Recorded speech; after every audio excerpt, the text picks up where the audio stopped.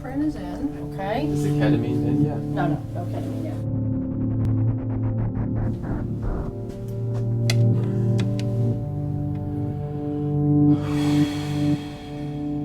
I was in therapy for a few years, and I felt like, I hit a block.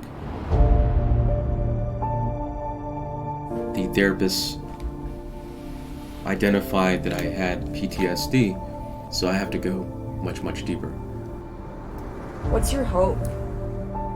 My hope is to drop a lot of the pain, to hopefully reprocess the trauma.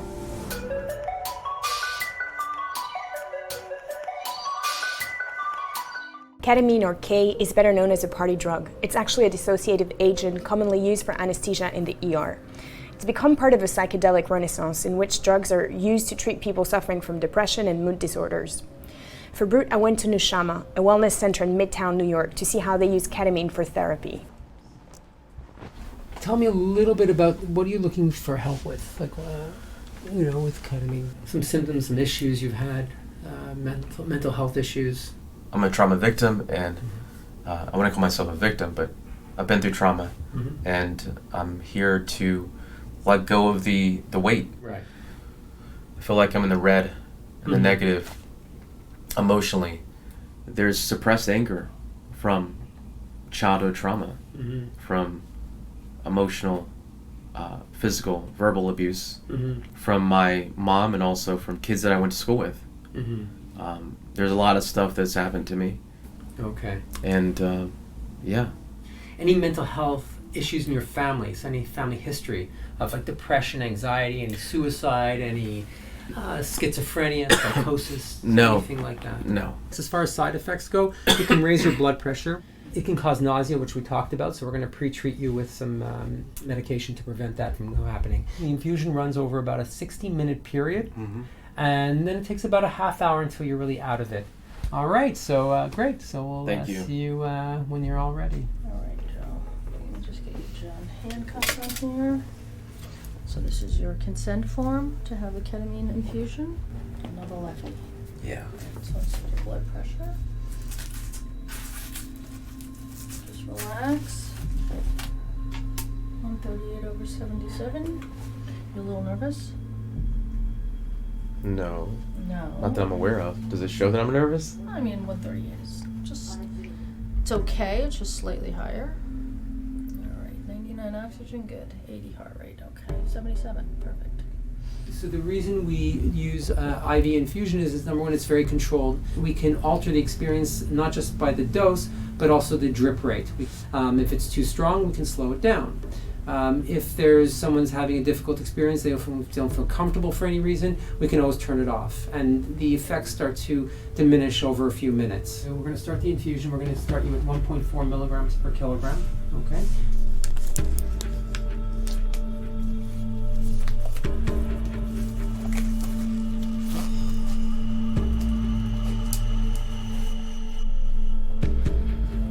Okay, so we're going to guide in with breath work, and then we will we'll get you going.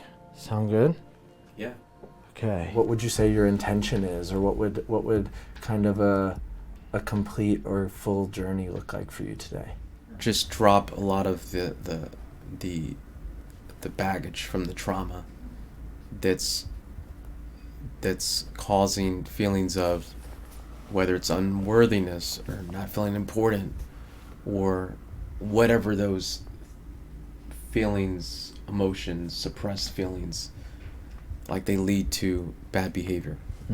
So I just want to get to a place of zero. Just drop everything. That would be the ideal scenario. In those impressionable years when that foundational cement was wet and drying, it formed a lot of these patterns and behaviors. And to go back to that inner child that at some point felt heartbroken or hurt or traumatized, that the world was ending, or that something so awful was happening, that this false ego was developed to protect you. And it's a beautiful thing that the ego does that. It really works thinks it's doing its best job at protecting you, but it's a bit backwards at times, because what worked then as a survival tactic and a technique to keep you safe no longer serves you today. And so something for the intention today to drop the baggage and get you back to stability and safety and that zero that you're looking for, and bring you back to peace. Yeah, that's nice. I would also add that maybe just feeling enough. Feeling enough. Feeling yeah. I'm enough. Yeah. That could be a good intention. Yeah. I think that not ever meeting my father, not knowing anything about him, never growing up with a father, probably also has impacted me.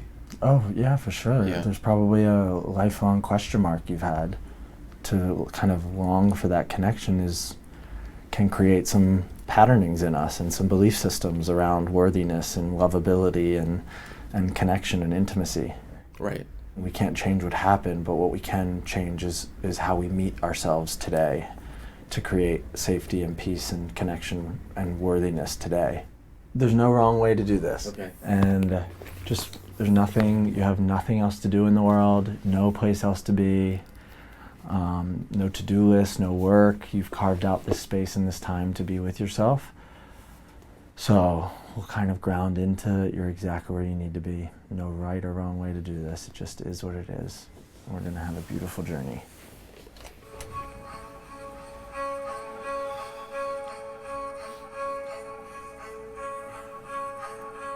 And so we'll take 3 deep breaths in the nose and out the nose.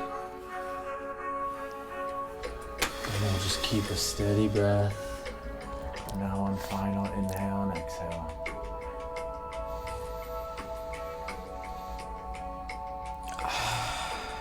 And as we return to a steady breath, 2 to 3 second inhale, 2 to 3 second exhale. This is the breath that will guide you through today's journey. This is the breath you take with you through any turbulence, whether in the journey or out in life. Knowing that little Joe that got his heart broken, that experienced pain, that came from suffering, that once felt unsafe in the world, can now be met with this adult Joe that creates safety, that creates connection. And remember, you have nowhere else to be but here with yourself. And it's a beautiful thing to get to know yourself today. Yeah. So have a beautiful journey, my friend. Thank you.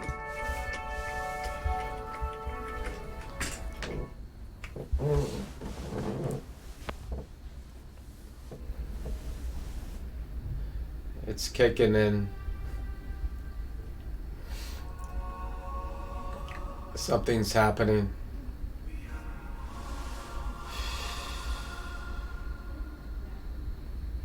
Let myself meet the unknown. That's what I'm hearing.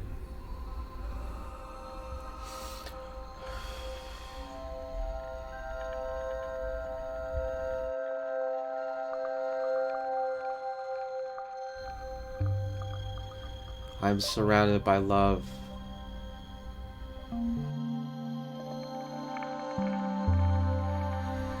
I'm surrounded by love.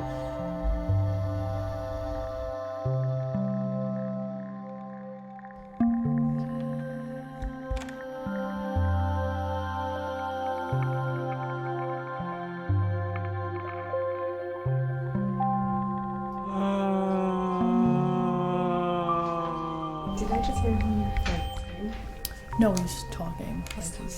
Some people talk, some people are very quiet.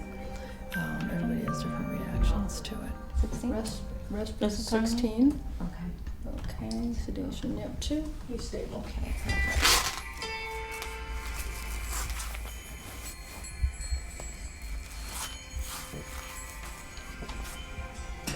How are you feeling right now? Still feel a little dizzy. Yeah. A little dizzy. The dizziness happens when there's a disruption in our depth perception between the two eyes, so it can make things dizzy. Sometimes I have people, you can actually put the mask on, and the mask will help when you get rid of the visual stimulation. It'll help with the dizziness a little bit. Yeah. So during the journey, you were expressing, you were quite vocal. You're screaming. You said a lot of love. You just kept on saying, I want love. I want love. I want love. Over and over. And you're crying, you know? And it's to be able to express that, I think, is incredibly therapeutic. And the people who've had some, more, we don't call them difficult journeys, emotional journeys. These are the ones I find are reassuring to me. It means this stuff is working. It's about being able to express yourself and being in a safe place where you can express yourself and to cry. Men don't cry very often. We're not allowed, we feel like we're not allowed to. We have to show strength. And to be able to do this during this journey is I think, is incredible medicine. Incredible. How much did I cry for? I mean, on and off, you were crying for maybe about, I think about 10 or 15 minutes. Wow. Yeah, Really? Like on and off. Wow. Not crying, just emotional. It was like laughing, you were laughing, crying. It was just a very, you're expressing yourself. I find that encouraging, very encouraging. Yeah, crying's always good because it's releasing It's amazing. pain. It's so much pent up. Yeah. A lot of pain, a lot of hope, and by crying and dropping the bags, it will release a lot of that stuff. Mm. Sometimes, what comes up during the journeys is sort of, it's hard to really put into words. And so I also want you to sit with the emotions for a bit and see how you feel with that. Ketamine was discovered in the 1960s, but like most psychedelics, it was stigmatized during the war on drugs. The reason why this is legal is because it's used off-label by licensed physicians and psych nurses. The dosage in these sessions is actually much higher than what you'd find in the recreational drug. The treatments have actually not proven to be addictive.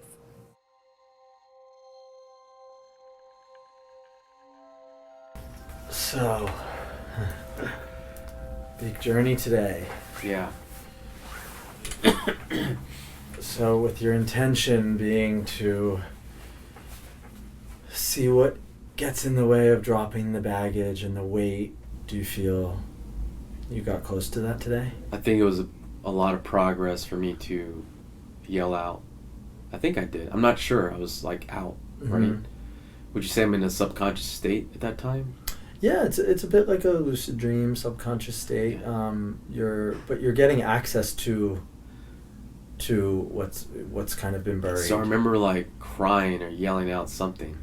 There was like a howl of sorts. Yeah. And you said I'm enough a lot and I love you and you're so enough, Joe.